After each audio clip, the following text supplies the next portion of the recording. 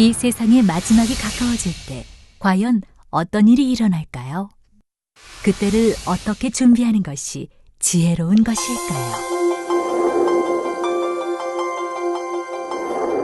예수 그리스도의 계시라. 이는 하나님이 그에게 주사 반드시 속히 될 일을 그 종들에게 보이시려고 그 천사를 그 종 요한에게 보내어 지시하신 것이라.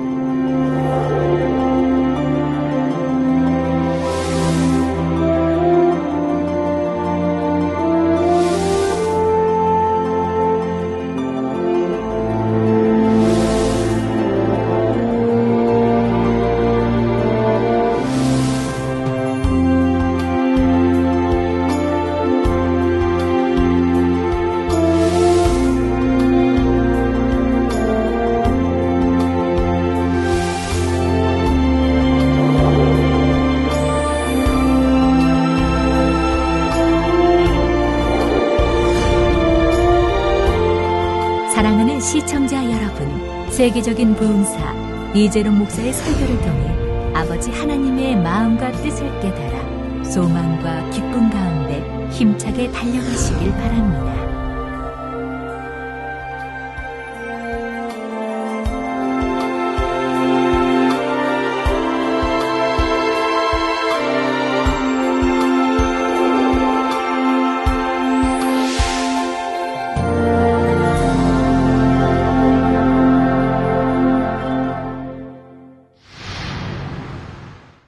은혜 받으실 말씀은 요한계시록 1장 9절에서 16절 말씀입니다.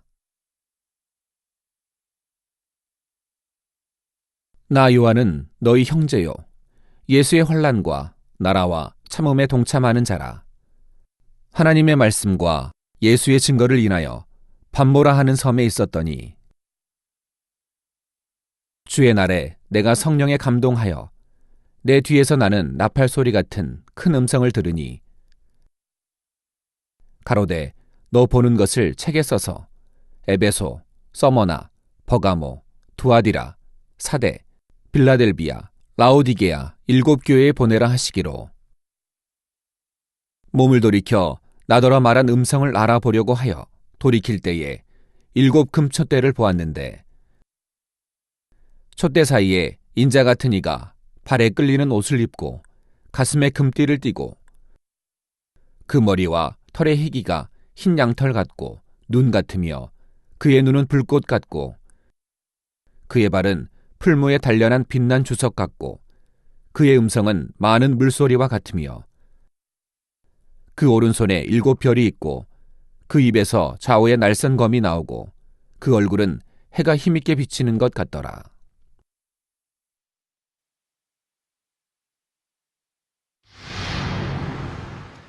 사랑하는 성도 여러분, 시청자 여러분, 본문에 보면 나 요한은 너희 형제요 했습니다. 이는 육적인 의미에서 피를 나눈 형제를 말하는 것이 아니라 주 안에서의 형제를 뜻하는 것이지요. 예수님께서는 누가 진정한 형제요 자매요 모친인지를 분명히 말씀해 주셨습니다. 예수님께서는 마태복음 12장 50절에 누구든지 하늘에 계신 내 아버지의 뜻대로 하는 자가 내 형제요 자매요 모친이니라 하셨지요. 그러니까 하나님의 뜻대로 사는 사람들이 우리 형제가 되고 자매가 되고 모친이 된다는 얘기죠. 그러므로 요한은 지금 주 안에서 아버지 하나님의 뜻대로 행하는 성도들에게 우리는 서로 형제라 말하고 있는 것입니다. 시공을 초월하여 오늘날을 살고 있는 여러분과 사도 요한도 얼마든지 형제가 될 수가 있지요. 그리고 장차 천국에 가면 천국 백성들은 모두가 아버지 하나님의 자녀로서 서로 간에 영원히 형제 자매로 살아가게 됩니다. 다음으로 요한은 자신을 가리켜 예수의 환난과 나라와 참음에 동참하는 자라 말합니다. 먼저 예수의 나라에 대해 살펴보면 예수의 나라란 곧 진리의 나라입니다. 우리가 이 땅에서 신앙생활을 하는 목적은 영원한 하나님의 나라인 천국에 들어가기 위함이지요. 그런데 이러한 하나님의 나라에 들어가기 위해서는 예수의 나라에 동참해야 됩니다. 내가 곧 길이요 진리요 생명이라 말씀한 대로 예수님은 진리 자체가 되시므로 우리가 예수의 나라에 동참한다는 것은 진리 안에 사는 것을 의미하지요. 그리고 이처럼 진리 안에 살려고 하면 예수의 환난과 참음에도 동참을 해야 합니다. 요한은 이 땅에서 예수님과 함께하는 예수님의 공생애 동안에도 많은 핍박을 받았지요. 그러나 본격적인 핍박은 주님께서 부활 승천하신 후부터였습니다. 감옥에 갇히기도 하고 매를 맞기도 하며 죽음의 위협을 당하기도 하면서 사도 요한은 예수의 환난에 동참했지요. 그러나 요한은 이러한 모든 환난 중에라도 주님을 믿기 까닭에 참고 인내했습니다. 자신을 핍박하는 사람들까지도 용서하며 진리의 말씀대로 오히려 기뻐하고 감사했지요. 이것이 곧 예수의 참음에 동참한 것이었습니다. 성도 여러분, 믿음이 있다고 하면 주님으로 인해 받는 핍박과 환난을 오히려 기쁘고 감사하게 여깁니다. 마태복음 5장 11절에서 12절에 나를 인하여 너희를 욕하고 주 우리 예수로 인하여 예수 그리스도 우리 주로 인하여 너희를 욕하고 핍박하고 거짓으로 너희를 거스려 모든 악한 말을 할 때는 너희에게 복이 있나니 모든 악한 말을 또 할 때에는 너희에게 복이 있나니 기뻐하고 즐거워하라. 하늘에서 너희의 상이 큼이라. 너희 전에 있던 선지자들을 이같이 핍박하였느니라 말씀한 대로이죠. 선지자들이 구약이나 신약이나 우리 주님의 제자들이나 사도 바울이나 핍박 안 받은 사람들은 어디 있습니까? 더군다나 권능을 행하는 사람들은 더 핍박을 받았고 더 이단시 정죄받았던 것을 볼 수 있지요. 그런데 어떤 사람들은 주를 믿음으로 인해 핍박을 받으면 전능하신 하나님께서 왜 하나님의 자녀들을 지켜주지 못하시느냐, 핍박하는 악한 사람들을 다 멸해버리시면 되지 않는가, 이렇게 말을 하는 경우들이 있습니다. 그러나 주의 자녀들이 핍박과 환난을 받는 것도 하나님의 뜻과 섭리 가운데 허락된 것임을 알아야 하지요. 만약에 하나님이 전지전능하심으로 원수막이다 멸해버리든가 저 무적행에 가둬버리면 핍박받을 일 없지 않겠습니까? 그럼 그게 공입니까? 인간 경작이 되겠습니까? 참 자녀를 얻을 수 있겠습니까? 아니죠.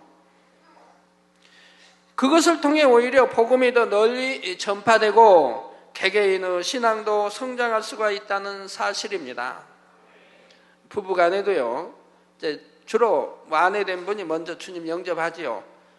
교회 충성하고 열심히 내면 남편 씨는 자기 아내를 곧 교회에 빼앗기는 것처럼, 하나님께 빼앗기는 것처럼, 아니면 교회 어떤 당회장이든 목사님이 빼앗기는 것처럼 그런 생각도 드나 봐요. 그래서 핍박하고 더 핍박하고 또 만민교회 같이 그냥 너무너무 또 하나님 주님 사랑하고 교회 사랑하고 목자 사랑하는 여러분들이라면 핍박을 더 많이 받잖아요. 그 교회만 가지 마라. 뭐 딴 데 가면 뭐 내가 용서하겠다. 막 이런 경우도 있잖아요. 그래가지고 딴 데 간 분들 개척 때 있었거든요. 있으니까 딴 데 가면 결국은 신앙생활 못 해버려요.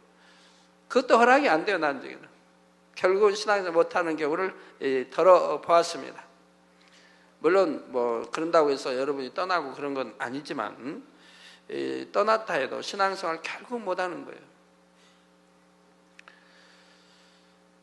그런데 이런 이제 핍박을 통해서 여러분들의 믿음이 자란다고 하는 사실을 깨우쳐야 돼요. 기뻐하고 감사해 보세요. 핍박하기 때문에 내가 기도하게 되고 아니하던 기도도 더 불같이 하게 되고 마음에 더 내가 핍박만 안 받는다면 얼마든지 충성하고 각종 예배에 다 참석하고 이런 마음들이 막 솟구치죠.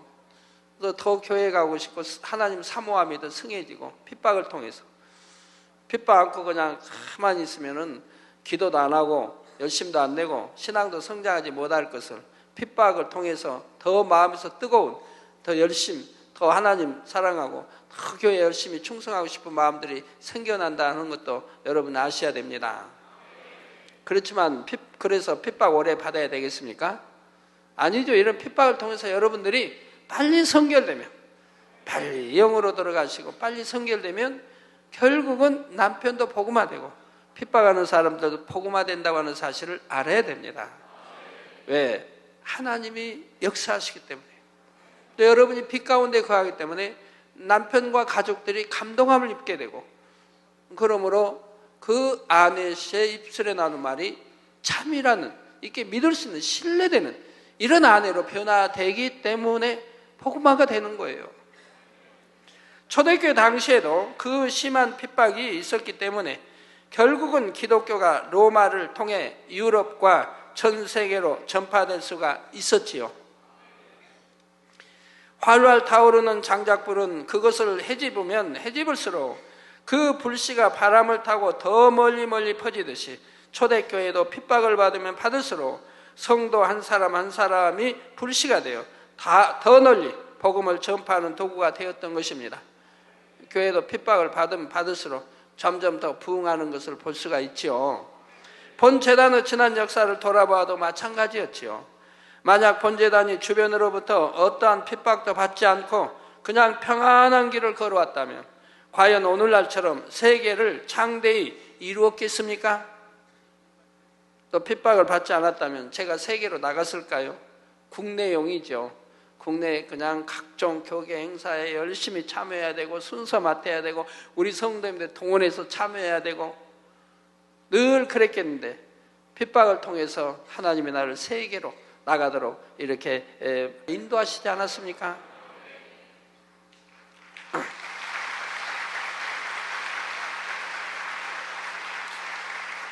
그 해외에다가 수많은 선교사를 파송하고 해외 수많은 지교회를 이렇게 참 갖도록 역사하지 않았습니까? 이번에 창립 때 러시아에서 오신 목사님 참 예쁘장하고 얼굴이 굉장히 온유해 보이시더라고요. 그 목사님 그냥 가자마자 그 교회를 만민치교회로 바꿔버렸잖아요. 이름까지 만민교회로 바꿔버렸잖아요. 직접 와서 이렇게 또 보시고 돌아보시고 이 성결의 복음 하나님의 권능이 절실히 필요함을 느끼시고 가서 성도들과 상의해서 만민치교회로 이렇게 바꾸고 그분의 꿈이 크더라고요.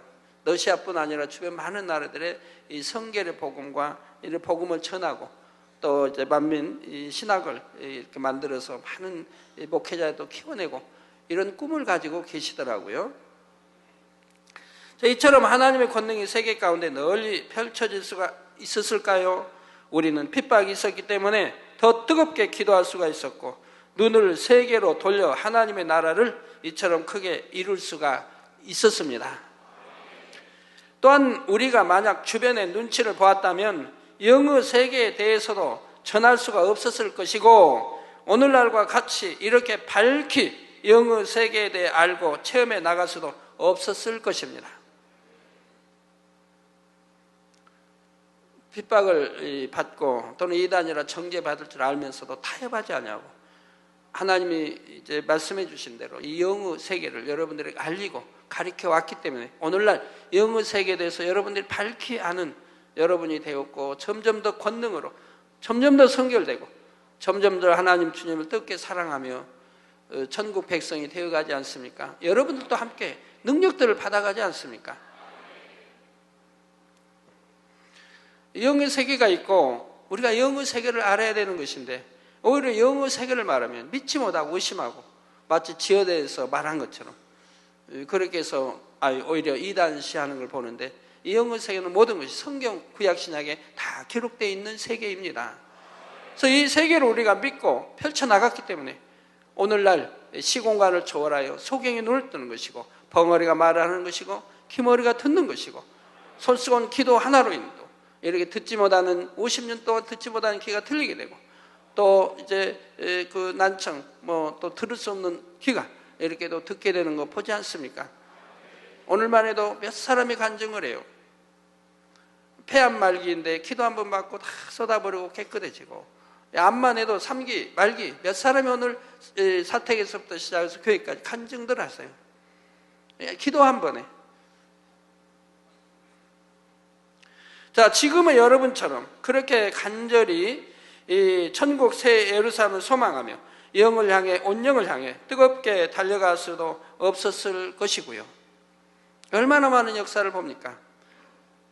제가 여기 올라오기 전에 비소금 34교구 성도들을 만나고 이렇게 올라왔는데 34교구 성도 중에 이제 집사 한 분이 저에게 또 이런 간증합니다. 당회장님, 제가 백화점에 있는 제가 하는 담당하는 그 가게가 너무 안 됐대요. 손님들이 안 온대. 손님들 너무 물건이 팔리지 않아서 그랬는데 한번 꿈속에 제가 딱 나오더니, 꿈속에 나타나더니 어떻게 장사 잘 되느냐고. 그래서 장사가 잘 안 돼요 했더니 등을 탁탁 치면서 다독거리면서 이제 장사 잘 될 거라고 이제 그런 말을 하고 제가 사라졌다고 그래요. 너무 현실적, 이제 전에 옛날에 꿈과 다른 영의 이제 분리가 이렇게 현실적으로 다가오는 것을 많은 분들이 간증을 하죠. 그러고 나서 바로 그날, 그러니까 꿈 꿨으면 그날, 뭐 새벽에 꽃을 깨고 밤에, 그날부터 그렇게 장사가 잘 돼서 지금은 너무 잘 된대요. 장사가 잘 돼서 백화점에서도 저 가게 때문에 우리가 산다. 저 가게 때문에 우리가 그런 말을 들을 정도로 장사가 이렇게 잘 된다고 말씀을 간증하는 것을 우리 34교구 다 듣는 데서 간증하는 거 볼 수가 있었습니다. 그러나 여러분은 예수의 나라에 동참하기 위해 열심히 진리 안에 살려고 노력해 왔고, 주님으로 인해 받는 핍박이나 환난도 기쁨과 감사함으로 참고 인내해 왔습니다. 그 결과로 오늘날 이처럼 창대하게 하나님의 나라를 이루어 갈 수 있게 된 것이고, 많은 성도님들이 영을 향해 힘차게 달려가고 있다는 사실입니다. 다음으로 요한은 자신에 대해 하나님의 말씀과 예수의 증거를 인하여 반모라는 섬에 있었더니 했습니다. 사도 요한을 반모섬에 유배시킨 사람들은 자신들이 원하는 대로 한 것이라 생각했겠지만 그것도 결국은 하나님의 섭리 안에 들어 있었던 일이었지요. 사도 요한으로 하여금 가장 적당한 환경 가운데서 계시를 받을 수 있도록 하나님께서 허락하신 것입니다. 그러므로 사도 요한이 반모섬에 유배된 것은 계시를 통해 하나님의 말씀과 예수님에 대한 증거를 밝히 나타내기 위함이었지요. 그래서 사도 요한은 자신이 반모섬에 있게 된 이유를 유배되었다고 표현하지 않고 하나님의 말씀과 예수의 증거를 인하여 그 섬에 있게 되었다 표현하고 있습니다. 사랑하는 성도 여러분, 저도 개척 때부터 지금까지 하나님으로부터 계시를 받기 위해 무수한 기도를 쌓아오면서 늘 계시를 받을 수 있는 환경을 찾아다녔습니다. 지금처럼 기도처가 따로 있는 것이 아니었으므로 세상과 단절된 곳을 찾아 장소를 옮겨 다녔죠.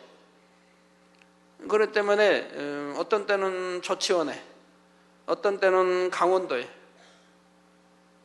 강원도 같은 데는 참 열악하죠. 어떤 때는 광주기도원, 처음에는 광주기도원부터 시작해서 뭐 이렇게 다니는 거죠. 세상과 완전히 단절된 곳 찾아서 기도하게. 강원도는 우리 여성계 총연합 회장 빈근성 원사님 외삼촌 집이었는데 거기는 차 타고 강원도까지 가가지고 또 강을 건너야 돼요. 강을 누가 건네준 사람이 있는 것도 아니고 제가 노져서 가야 돼요. 저 일행, 우리 사찰 집사님과 저와 이렇게 일행들이 배를 이렇게 노져서 건너가야 돼요. 짐 싣고, 그걸 끝나고 또 금요일날 나올 때도 또 짐 싣고 우리가 노져서 또 나와야 돼요. 여름 같은 데는 비가 많이 오지 않습니까? 그러면 물이 그냥 넘실거리죠. 그러면 배 타고 건너기가 우리 완전히 기술자가 아니니까 참 쉽진 않아요. 그래서 어떤 때는 비를 맞고 건너올 때도 있고, 이 건너올 때는 이제 저쪽을 향해 가려고 하면 저쪽을 향해서 건너가려고 만약에 한다. 그러면 이제 배를 쫙 밀고 올라가죠. 가에서. 배를 가에서 이제 이렇게 줄해서 잡아 다니고 또 밀고 이제 쭉 끌고 올라가는 거예요. 한참 멀리 올라가야 돼요. 이제 목적지가 저기다 그러면 상류로 한참 올라가야 돼요. 그래가지고 노를 젓고 저기를 향해서 저쪽 한강 쪽에 향해서 열심히 저어가는 거예요. 그럼 물살이 세니까 막 떠내려 가죠. 그러지만 결국은 목적지를 향해서 가게 되는 거죠. 저기가 이제 도착지인데 똑바로 가다는 흘러내려가 버리니까 한참 올라가지고 저어가면 목적지에 도달할 수가 있죠. 그렇게 이제 저어가고, 저어가다 떠내려가지고 한참 밑으로 가버리면 다시 그 배를 끌고 또 끌어서 이제 몇 사람 끌어서 또 그까지 목적지를 해서 짐 내리고 이렇게 오고 가면 했었습니다. 예. 그런데 안타까운 일은 지금은 얼마든지 기도하면서 하나님과 교통할 수 있는 곳이 마련되어 있음에도 오히려 이전보다 더 영의 공부나 영의 훈련에 집중을 하지 못하고 있다는 것이지요. 사도 요한이 어떠한 방해도 받지 않고 어떠한 세상의 육적인 것들과도 접하지 않으면서 주님과 교통하며 계시를 받았던 것처럼 저도 그런 환경이 되도록 주변에서 도와줘야 하는데 그렇지 못한 것이 너무 안타까울 뿐입니다. 이어지는 10절에 주의 날에 내가 성령에 감동하여 내 뒤에서 나는 나팔 소리 같은 큰 음성을 들으니 했습니다. 먼저 주의 날이라 했는데 주의 날이란 좁은 의미에서 바로 일요일을 말합니다. 예수 그리스도께서 사망 권세 깨뜨리고 부활하셔서 모든 인류의 구세주가 되어주신 날, 그날이 바로 일요일이기 때문에 구약에서는 토요일에 지키던 안식일이 이제 일요일로 바뀌면서 그날을 주의 날 또는 줄여서 주일이라고 부르게 된 것이죠. 주의 날, 우리 주님이 부활하신 날, 그래서 주의 날, 그러며 주일이라고 이렇게 이제 그날을 칭하게 된다 이 말입니다. 그러므로 사도 요한은 자신이 주의 날, 즉 일요일에 성령의 감동함을 입고 계시를 받았다는 사실을 말하고 있는 것입니다. 그렇다고 그날 하루에 계시를 다 받았다는 뜻이 아니라 이날을 기점으로 해서 많은 날들에 걸쳐 계속해서 계시를 받아 나갔던 것이고요. 그런데 주의 날이란 넓은 의미로는 하루하루 살아가는 모든 날입니다. 진리 안에 온전히 사는 사람에게는 꼭 일요일만이 주의 날이 아니라 늘 주님과 동행하며 교통하는 매일매일이 다 주의 날이지요. 내가 주 안에 있고 주님이 내 안에 거하시기 때문입니다. 마지막으로 주의 날에 담긴 또 한 가지 의미는 바로 주님께서 친히 허락하신 날이라는 뜻입니다. 모든 일에는 가장 알맞은 때가 있기 때문에 우리 편에서 원한다고 해서 무조건 아무 때나 교통할 수 있는 것이 아니라 주님께서 보실 때 가장 적합한 때를 택하시지요.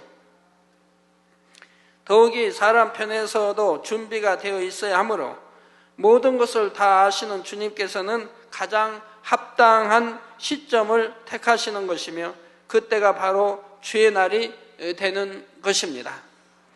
요한은 이렇게 주의 날에 성령의 감동을 입어 계시를 받게 되었는데, 그렇다면 성령의 감동함을 입는다는 것은 어떤 것일까요? 성령의 감동을 입는다는 것은 아버지 하나님의 근본된 공간에서 흘러나오는 것을 직접 느낌으로 아버지의 마음을 깊이 있게 깨닫는 것입니다. 이는 곧 아버지 하나님의 근본된 공간에서 나오는 아버지의 온전하신 선과 무한한 능력을 느끼게 된다는 의미이지요. 그래서 성령의 감동함을 입게 되면 아버지 하나님의 음성을 직접 들을 수도 있고 환상도 볼 수가 있으며 그 안에 담긴 아버지 하나님의 마음과 뜻을 정확하게 깨달을 수 있게 됩니다. 예를 들어 환상을 본다고 할 때 단지 보고 듣는 것으로 끝나는 것이 아니라 마음의 느낌이 함께 전달되면서 아버지 하나님의 깊은 마음이라도 깨달아지지요. 성령의 감동을 입으면 하나님의 깊은 것이라도 통달하시는 성령의 역사를 체험함으로 아버지의 마음까지로도 깨달아지게 되는 것입니다. 또한 이때는 아버지 하나님의 근본된 공간 안에 들어가 있게 되므로 어두움의 세력이 방해하지 못하지요. 바로 이런 상태에서 하늘로부터 비밀한 일들과 영계의 깊은 계시를 끌어내릴 수가 있다는 사실입니다. 그렇지만 성령의 감동함을 입는다 하여 누구나 계시를 끌어내린다는 의미는 아니지요. 성령의 감동함은 믿음의 1단계에서부터 5단계 이르기까지 어느 단계에서든지 체험할 수가 있습니다. 그렇지만 각각의 믿음의 분량에 따라 성령의 감동함을 입는 정도가 다르지요. 능히 하나님과 교통하며 계시를 끌어내리려면 믿음의 4단계 이상의 성결의 차원에 들어가서 성령의 감동함을 입어야 합니다. 계시를 받기 위해서는 나의 생각이 없어야 하고 자기적인 것이 철저히 차단되어야 하지요. 그러므로 성결의 차원에 이르러서야 비로소 계시를 받을 수 있는 준비가 되는 것이며, 그러면서 동시에 얼마나 부르짖어 기도하며 불같은 기도를 올리느냐에 따라서도 성령의 감동함을 입는 정도가 달라집니다. 그러나 더 깊은 영의 차원, 즉 온영의 차원에 들어가면 그때는 늘 성령의 감동함을 입고 살게 되지요. 물론 온영의 차원에서도 부르짖어 기도할 때 더 깊은 감동함의 차원에 들어가지만 이때는 설령 기도하지 않는다 해도 평소에 늘 성령의 감동함을 입은 상태입니다. 예를 들어 제가 설교를 할 때도 저는 늘 성령의 감동함을 입어 하게 되지요. 만약에 이제 제가 지금 같으면 이제 설교 시간을 많이 줄였기 때문에 이제 절제하게 되는데, 그러지 않을 때는 이제 감동함으로 밀려오는 그런 비유나 모든 것들을 이제 다 전하려고 하면 여러 많은 시간들이 할애가 되죠. 물론 설교를 할 때만이 아니라 평상시에도 늘 성령의 감동함을 입고 있지만, 특히 설교를 할 때는 성령의 감동함 가운데 위로부터 영감이 물 붓듯이 밀려옵니다. 그래서 일부러 절제를 하지 않으면 저는 몇 시간이 아니라 하루가 지난다 해도 계속해서 원고 없이도 설교를 할 수가 있지요. 성경 66권의 말씀을 자유자재로 짝을 이루며 증거할 수가 있기 때문입니다. 기억에서 머리에서 나오는 게 아니고 감동함으로 성령이 역사에서 나오는 것이기 때문에 하루 종일이라도 할 수 있는 것이라 이 말입니다. 이처럼 성령의 감동함을 입은 사도 요한은 자신의 뒤에서 나는 나팔 소리 같은 큰 음성을 듣게 됩니다. 사도 요한은 주님의 음성을 나팔 소리에 비유했는데 당시로서는 나팔 소리가 큰 소리였지요. 오늘날처럼 스피커 같은 것이 있어서 큰 소리를 낼 수 있는 때가 아니므로 주님의 크고 우렁찬 음성을 설명하기 위해 큰 나팔 소리에 비유하고 있는 것입니다. 큰 나팔 소리, 그만큼 우렁차고 크기 때문에 큰 나팔 소리에 비유합니다. 또한 주님의 입에서 나온 말씀이기 때문에 입에 대고 부는 나팔에 비유한 것이고요. 저도 지금까지 하나님의 음성을 여러 번 들어봤는데 그 소리는 세상 무엇에도 비교할 수 없을 만큼 맑고 청하면서도 너무나 우렁차고 큽니다. 한번 들으면 잊혀질 수 없는 음성이지요. 주님의 음성도 마찬가지고요. 그런데 왜 사도 요한은 이러한 주님의 음성이 자신의 뒤에서 난다고 한 것일까요? 이는 마치 어떤 것을 위해 줄을 서서 기다리는 것처럼 주님께서도 바로 뒤에서 기다리고 계셨다는 듯이 때가 되어 말씀하고 계시다는 의미입니다. 주님께서는 언제쯤 사도 요한이 영계의 문을 뚫는 기도를 통해 성령의 감동한 가운데 계시의 말씀을 끌어내릴 준비가 될지 이미 다 알고 계시지요. 그래서 바로 그 시점에 맞춰 필요에 따라서는 천사를 대신 보내실 수도 있고 때로는 친히 영으로 오셔서 말씀해 주실 수도 있는 것입니다. 그러나 중요한 것은 주님 편에서는 반드시 정확한 때를 맞추신다는 것이지요. 그런데 제가 바로 이 천국에 대한 계시를 받을 때도 하나님께서는 정확히 때를 맞추어 풀어주셨지요.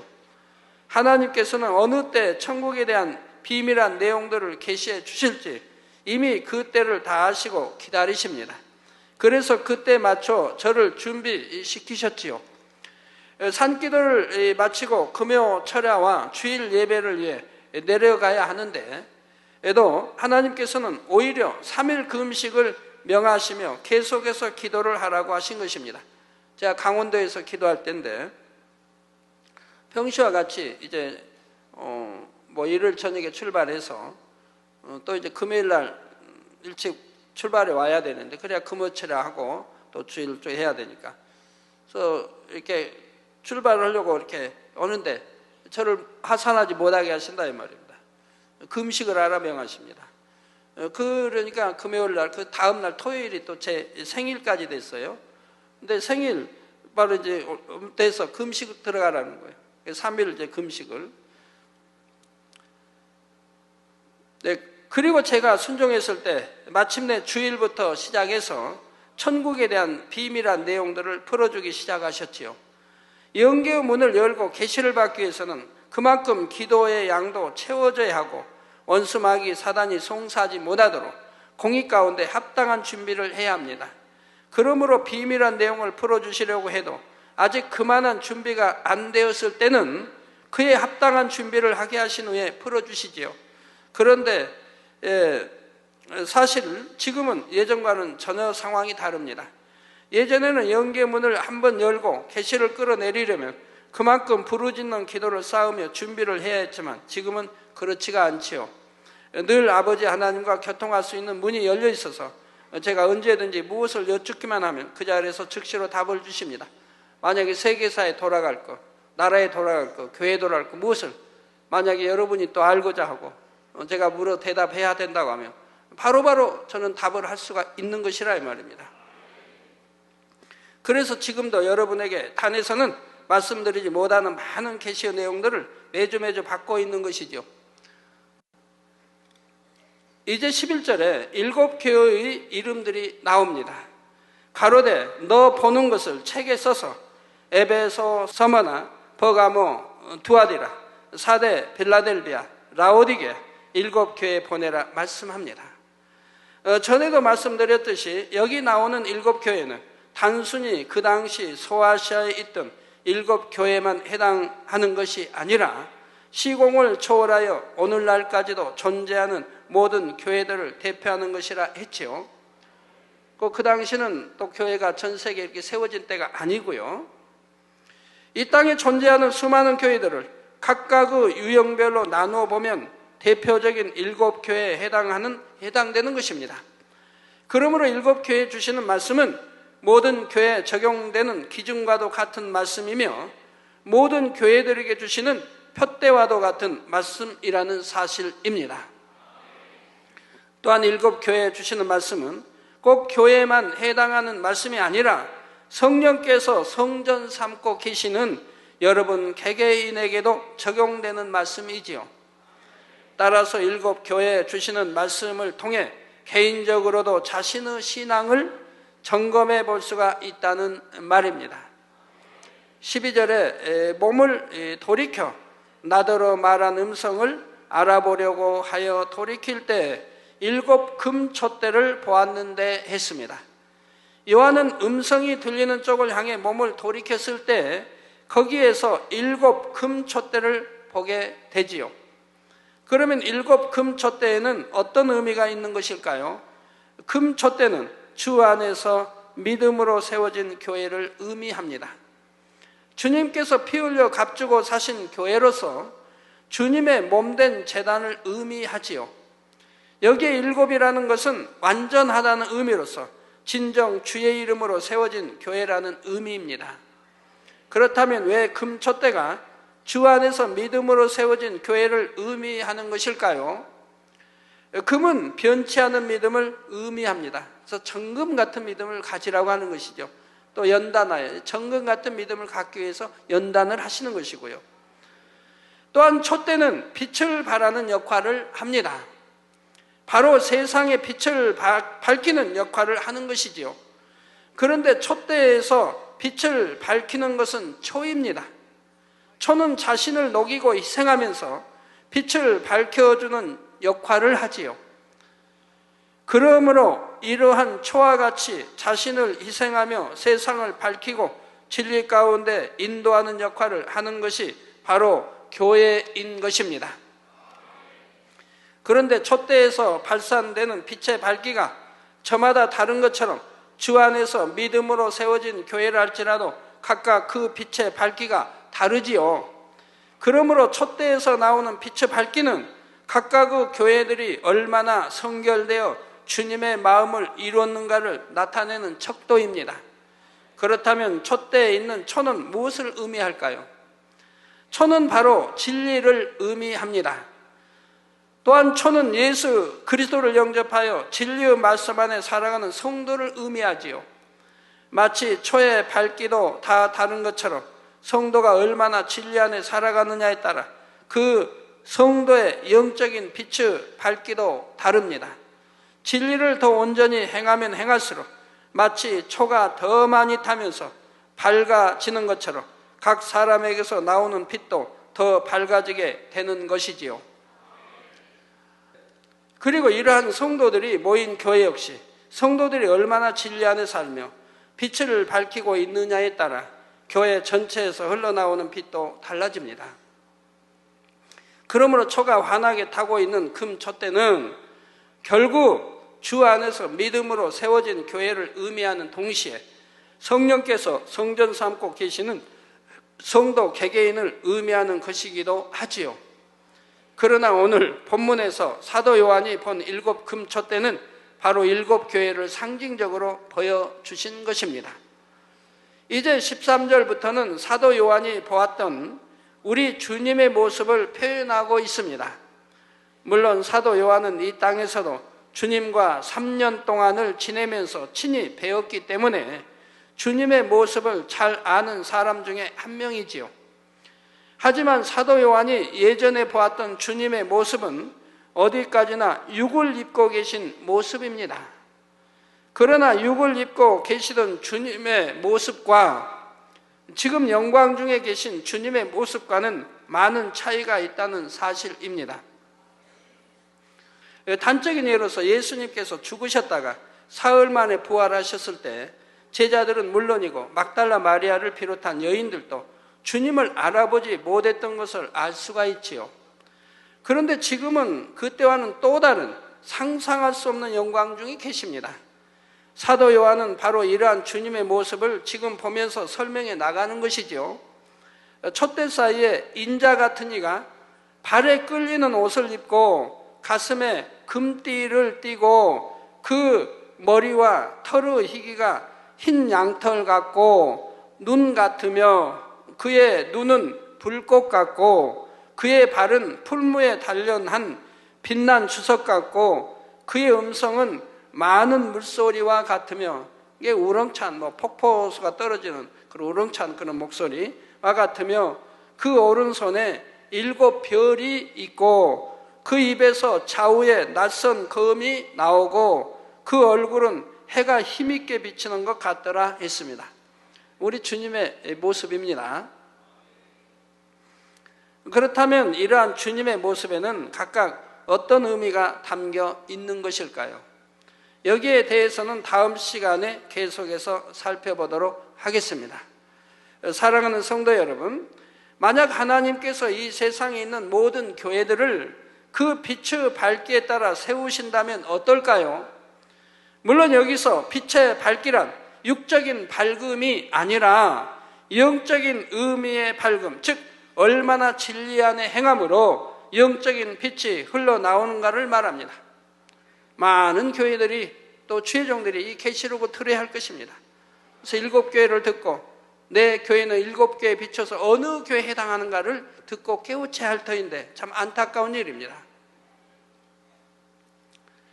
그렇게 되면 그 빛이 아주 밝은 교회에서부터 이미 불이 꺼져버린 교회까지 매우 다양한 빛의 밝기를 가진 교회들이 있겠지요. 이때 하나님께서는 당연히 빛이 가장 밝은 교회를 사랑하실 수밖에 없고 그 안에 속한 성도들 역시 하나님의 사랑을 받게 되는 것입니다. 이처럼 어떤 교회에 속해 있느냐가 그만큼 중요하지요. 아까도 성도님 간증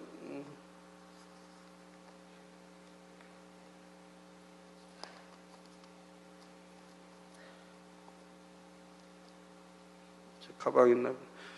간증 차 타고 가다가 그러니까 남편 대신 성도님이 운전을 하고 부인 또 아이도 타고 근데 가다가 어떻게 저기도 안 했나 봐요.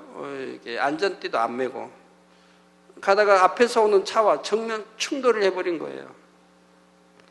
사진 보니까 양쪽 차가 아주 박살이 났어요. 이게 이제 80km, 뭐 90km 이런 속도로 달려가고 달려오다가 양차가 이렇게 이제 서로 이렇게 그대로 부딪혔으니까 차는 뭐 둘 다 완전 망가지고 폐차죠. 근데 우리 거기 차에 탄 우리 성도님들은 멀쩡하다, 하나도 다치지 않았다. 가지고 아이 남편 우리 집사님 같이 오셨더라고요. 사진까지 가지고 오셨더라고요. 네. 그러니 얼마나 감사해요. 양쪽 차가 맞부딪혀서 이렇게 완전히 그냥 박살이 났는데 그 안에 탄 사람은 멀쩡하니 말입니다.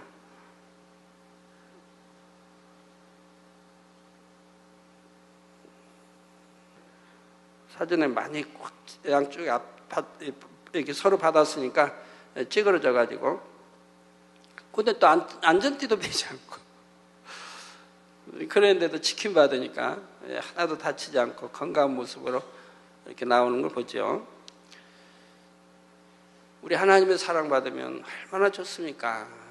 사람은 실수로 인해서 이렇게 다친다 해도 다 지킴을 받으니 우리 성도님 1년에 뭐 성도가 많다 보니까 치교회까지 해서 얼마나 차량 사고 많이 냅니까? 폐차도 얼마나 많이 시켜요. 그런데 한결같이 지킴받아서 뼈 하나도 다치지 않고 살도 찢기지 않고 건강한 모습들을 보지 않습니까? 저는 그런 간증을 수도 없이 사진과 함께 듣습니다. 여러분들 일일이 뭐 이제 간증할 필요도 없죠. 옛날에는 처음에는 했지만 이제는 뭐 시간도 안 되고 일일이 간증해 드리진 못하지만 늘 그런 일들이 생깁니다. 좀 제발 차 좀 조심 잘 모세요. 제발 그런 사고 좀 안 당했으면 좋겠어요. 저는 참 감사하게 지금까지 차 한 번 누가 부딪혀 본 적도 없고 차 한 번 다쳐본 일도 없고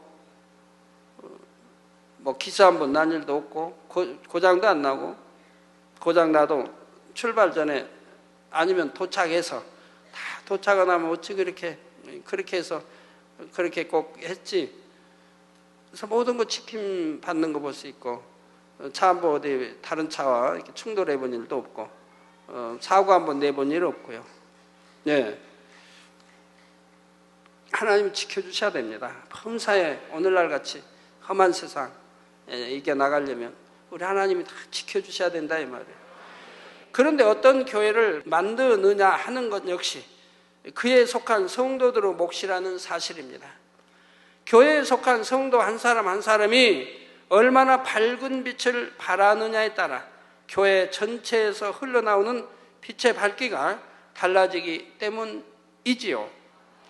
또한 흐린 빛이 많이 모여 있는 것보다 아주 밝게 빛나는 빛 하나가 때로는 더 밝은 빛을 발하기도 합니다. 그러므로 왜 이 재단이 하나님의 사랑을 받는지, 왜 사랑하시는 증거들이 나타나는지 진리에 비추어 상고해 보시기를 바랍니다.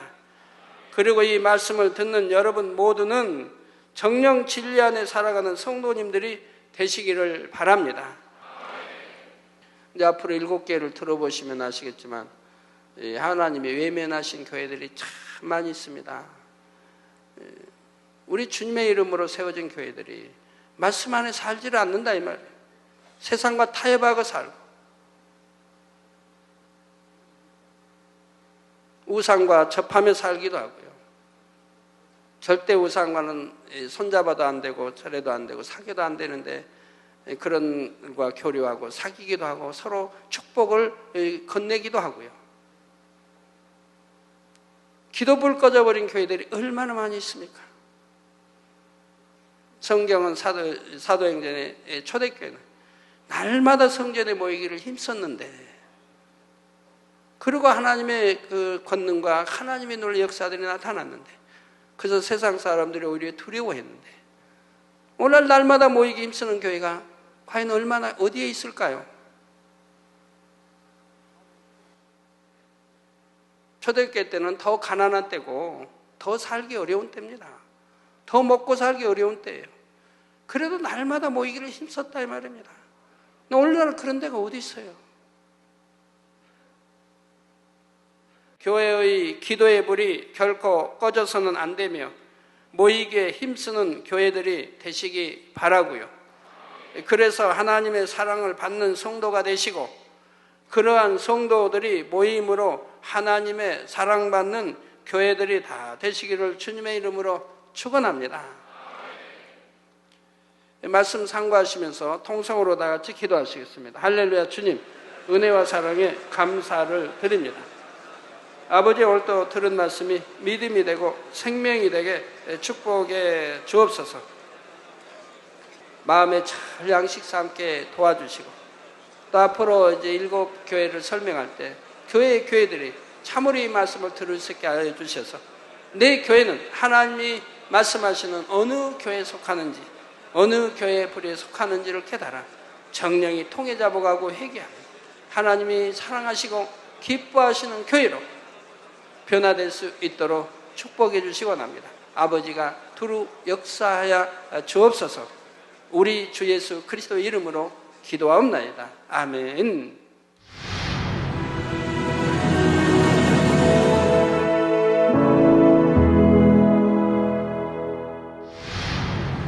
할렐루야. 전능하신 사랑의 아버지 하나님, 이 시간 기도받는 모든 성도님들 위해 안수하여 주옵소서. GCN 방송 시청자들이 인터넷과 화상을 통해 기도받는 지교회와 지성전 그리고 전세계 하나님의 자녀들 위에도 시공간을 초월하여 역사하여 주시기를 원합니다. 믿어지는 믿음을 주시고 부정적인 생각과 의심의 세력을 물리쳐 주옵시며 모든 시험 환난도 물리쳐 주옵소서. 머리부터 발끝까지 오장육부 뼈 마디마디 온몸의 신경 조직 세포 등 아픈 곳마다 성령의 불로 태우시고 근본의 빛으로 역사하여 주옵소서. 예수 그리스도의 이름으로 명하노니 원수마귀 사단 모든 질병 균 연약함아 물러가라. 빛이 임하라. 모든 불치 난치병도 성령의 불로 태워 깨끗하게 역사하여 주옵소서. 말라리아를 비롯한 모든 풍토병도 물리쳐 주옵소서. 깨끗함을 입을지어다. 감기, 기침, 열, 몸살, 독감 등 각종 유행성 질병도 다 물러가라. 어떠한 유행성 질병 균도 틈타지 않게 지켜 주옵소서. 위암, 폐암, 간암, 유방암, 자궁암, 대장암, 피부암 등 각종 암과 에이즈, 백혈병, 뇌졸중, 고혈압, 저혈압, 심장병, 폐병, 위장병, 당뇨, 부인병, 피부병, 갑상선, 질환과 모든 염증도 깨끗게 하여 주옵소서. 소아마비, 중풍, 관절염, 디스크도 온전케 하여 주옵소서. 요통, 두통, 신경통을 비롯한 모든 통증은 사라질지어다. 간질, 자폐증, 우울증, 조울증, 노이로제 등 모든 정신질환도 물러가라. 모든 마비된 것도 풀어지고 일어나 걷고 뛸지어다. 눈도 잘 보이게 하옵시고 귀도 잘 들리게 하여 주옵소서. 소경은 눈을 뜨고 기머거리는 들으며 벙어리는 말할지어다. 각종 사고 후유증도 깨끗게 하시고 부러진 뼈도 붙여 주옵소서. 화상 입은 것도 온전케 하옵소서. 화기야 물러가라. 열도 물러가라. 아버지 흉터도 나지 않게 역사해 주시기를 원합니다. 마약을 비롯하여 각종 약물과 독극물 중독도 깨끗함을 입을지어다. 죽은 신경과 세포가 살아나며 죽은 자도 살아나게 하여 주옵소서. 잉태의 축복도 주시기를 원합니다. 잉태 축복을 받으라. 예수 그리스도의 이름으로 명하노니 원수마귀 사단아, 하늘 공중 곳에 잡은 악의 영들아 물러가라. 그의 사자들도 물러갈지니라. 이 땅의 악한 영, 더러운 영, 거짓되고 간사한 영, 이간질하고 미혹하는 모든 어둠들은 물러가라. 모든 흉악의 결박을 풀고 어둠아 물러가라. 빛이여 임하라. 아버지 하나님, 부르짖어 기도할 수 있는 능력을 주시고 죄를 버리고 성결될 수 있는 능력을 주옵소서. 영혼이 잘됨같이 범사에 잘되게 하시고 가정의 복음화도 이루어 주시기를 원합니다. 한 주간도 모든 사고와 재앙으로부터 지켜주시고 불통이 없는 형통한 삶을 살 수 있도록 축복해 주옵소서. 성령의 불담으로 천군 천사와 주님의 불꽃 같은 눈동자로 모든 하나님의 자녀들과 가정, 일터, 사업터를 지켜주시기를 원합니다. 학생들에게 지와 명철을 더하시고 공부도 할 수 있는 뜨거운 마음과 열정도 더하여 주옵소서. 마음과 생각을 세상에 빼앗기지 않도록 지키시고 하나님을 뜨겁게 사랑하는 학생들로 축복하여 주옵소서. 하나님의 자녀들이 먹으나 마시나 입으나 무엇을 하든지 하나님 앞에 영광 돌리는 삶이 되게 축복하여 주시기를 원합니다. 나는 하나님을 만났노라, 체험했노라, 응답 받았노라, 축복 받았노라, 간증하는 입술이 되게 역사하여 주옵소서. 아버지 하나님 감사합니다. 홀로 영광 받으옵소서. 우리 주 예수 그리스도의 이름으로 기도하옵나이다. 아멘.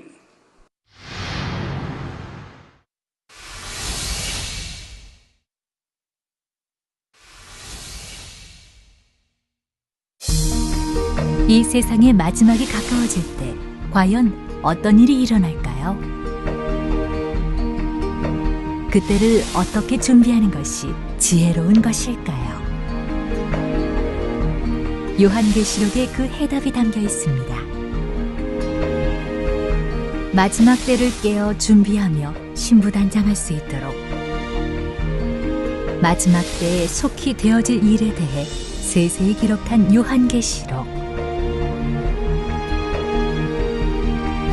사랑하는 시청자 여러분, 세계적인 부흥사 이재롱 목사의 설교를 통해 들은 말씀을 지켜 행함으로 진정 복 있는 사람들이 되시길 바랍니다. 오늘 말씀 본문을 통해 여러분을 향한 하나님의 뜻을 묵상해 보시겠습니다.